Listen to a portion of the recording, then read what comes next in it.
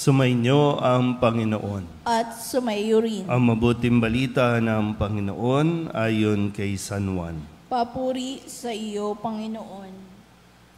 Noong panahong iyon, hinanap ni Felipe si Natanael at sinabi rito, "Natagpuan namin si Jesus sa taga-Nazaret, ang anak ni Jose." Siya ang tinutukoy ni Moises sa kanyang sinulat sa kautusan, at gayon din ng mga propeta. May magmumula bang mabuti sa Nazaret? Tanong ni Natanael. Sumagot si Felipe, "Halika at tingnan mo." Nang malapit na si Natanael ay sinabi ni Jesus, "Masdan ninyo ang isang tunay na Israelita. Siya'y hindi magdaraya." Tinanong siya ni Natanael, "Paano ninyo ako nakilala?" Sumagot si Jesus, "Bago ka patawagin ni Felipe, nakita na kita nang ikaw ay nasa ilalim ng puno ng igos. Rabay, kayo po ang anak ng Diyos. Kayo ang hari ng Israel." Wika ni Natanael. Sinabi ni Jesus, "Nananampalataya ka ba dahil sa sinabi ko sa iyong nakita kita sa ilalim ng puno ng igos? Makakakilala ka ng mga bagay na higit kaysa rito." At sinabi niya sa lahat, "Tandaan ninyo, makikita ninyong bukas ang langit at ang mga anghel ng Diyos ay manhik manaog sa kinaroroonan ng anak ng tao." Ang mabuting balita ng Panginoon. Pinupuri ka namin, Panginoong Jesucristo. Isang magandang umaga po sa inyong lahat. Ngayon po ay Sabado ng ika-20 linggo ng karaniwang panahon at ngayon ay kapisahan ni Apostol San Bartolome. Bagamat ang naririnig po natin na pangalan sa Ebanghelyo ay Natanael, pero sabi ng mga scholars natin, si Natanael at si San Bartolome ay iisa.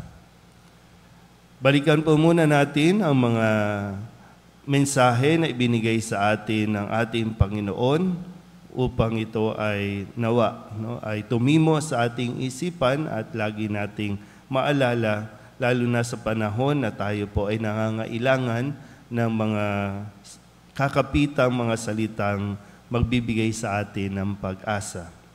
Nung Lunes, nung lumapit ang isang mayamang lalaki at nagtanong kung paano siya magkakaroon ng buhay na walang hanggan, sa kanya pong pakikipag-usap kay Jesus, sinabi ni Jesus na, "Kung ibig mong maging ganap, humayo ka at ipagbili ang iyong mga ari-arian at ipamahagi sa mga dukha ang pinagbilhan."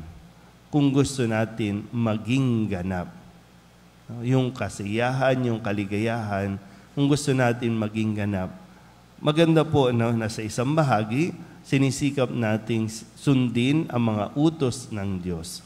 At sa ikalawang bahagi din, siyempre, ay yung paano tayo nag-detach sa mga material na bagay na siya nating kinakapitan. So muli, sabi niya, kung gusto mong maging ganap, ipagbili mo ang iyong ari-arian at ipamahagi ang pinagbilhan at doon magkakaroon tayo ng buhay na walang hanggan.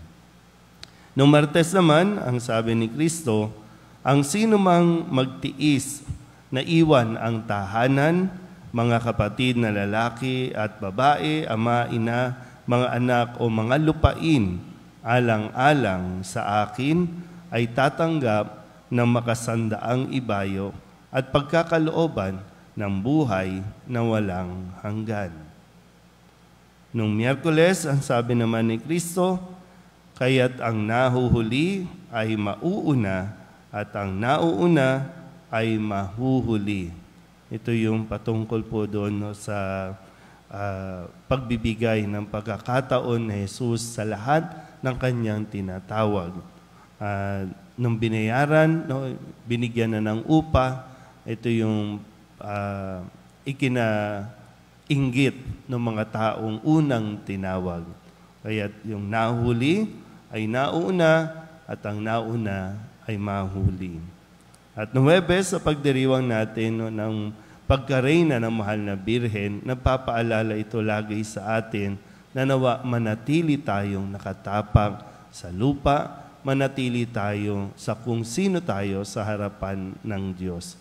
Si Maria, bagamat itinanghal na reyna, ang kanyang pahayag lagi ay, ako'y alipin ng Panginoon, mangyari sa akin ang iyong sinabi. Bagamat naging reyna, pero ito lagi ang kanyang katayuan sa harapan ng Diyos, alipin lamang siya na kailangan sumunod sa Panginoon. At kahapon, sa pagbibigay din sa atin, ano nga ba ang pinakamahalagang utos? Ito yung tanong ng isang nakakaalam sa batas. At ang sagot ni Jesus, ibigin mo ang Panginoon mong Diyos ng buong puso, ng buong kaluluwa, at buong pag-iisip. Ito ang pinakamahalagang utos. Ang umiibig sa Diyos, kayang-kayang umibig sa kanyang kapwa, gaya ng kanyang pag-ibig sa sarili. At ngayon, ang sabi ni Kristo, kung nasundan natin ang lahat ng ito, sinisikap natin na makapagbigay, sinisikap natin na makapag-detach tayo sa mga material na bagay. Ang sabi ni Jesus, tandaan ninyo, makikita ninyong bukas ang langit at ang mga anghel ng Diyos ay manhik-manaog sa kinaroroonan ng anak ng tao. Kaya sa halimbawa at gabay ni San Bartolome, kung gusto natin makapasok sa langit, makita natin ang mga kaganapan sa langit, ang mga anghel, ang isang katangian na dapat natin taglayin ay yung hindi tayo magdaraya. Diba? Sabi ni Jesus, nang ipakilala niya si Natanael, masdan ninyo ang isang tunay na Israelita, siya'y hindi magdaraya. Ano bang ibig sabihin pag hindi magdaraya? Yung bang totoo, yung nagiging totoo. Yung kung ano man, kung kanino o saan man, nananatili yung kanyang identity. Kung tayo, lagi nagsisimba, hindi pwedeng pag dito mabait, paglabas, iba na naman yung identity natin. Pag nasa social media, iba yung ating pinoproject, iba yung ating pinapakilala. Pag nasa loob ng simbahan, iba pa rin. Hindi pwedeng bait-baitan at pag nasa labas na, sige, sasabay din tayo sa paraan ng mundo. Sasabay din tayo sa kalakaran sa mundo. At huwag nating sanayin na, lahat naman gumagawa laging ganun yung ating nagiging disposition sa buhay. So kung sana, sisikapin natin na maging totoo tayo, habang tayo po ay nasa mundo, dalhin natin ang katotohanan. Nang sa ganon, pagdating ng araw, ay talagang makarating tayo sa langit. Amen?